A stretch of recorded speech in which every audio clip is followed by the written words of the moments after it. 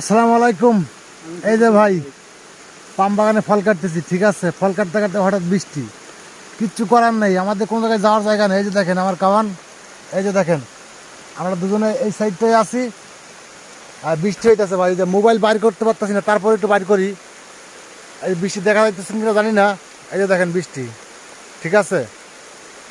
এই বৃষ্টির মধ্যে আমরা পাম বাগানের ভিতরে আসছি, কোনো জায়গায় যাওয়ার জায়গা নাই, এখন ভিজা লাগতেছে, কিচ্ছু করার নাই ভাই। এটাই প্রবাস। প্রবাসে মনে করে যে মানুষ অনেক শান্তিতে থাকে, সুখে থাকে। তা আমাদের অবস্থাটা দেখেন কি অবস্থা আমাদের। এই যে বৃষ্টি পড়তেছে, বৃষ্টির মধ্যে ভিজা ভিজা ভিজা ভিজা আমরা এখন বর্তমান দাঁড়াইছি। এখন দাঁড়ায় থাকলে কী করবো, এখানে ছাতিও নাই, ঘরও নাই, কোনো রুম টুমও কোনো ব্যবস্থা নাই। বাগানের ভিতরে আছে, কাজ করতেছি, কাজ করতে করতে হঠাৎ বৃষ্টি, কী করবো, কিচ্ছু করার নাই। এই যে আমার এই ফ্যান দেখেন, কী করবো বৃষ্টির ভেতরে, মন মরা করে খাড়াই রয়েছে।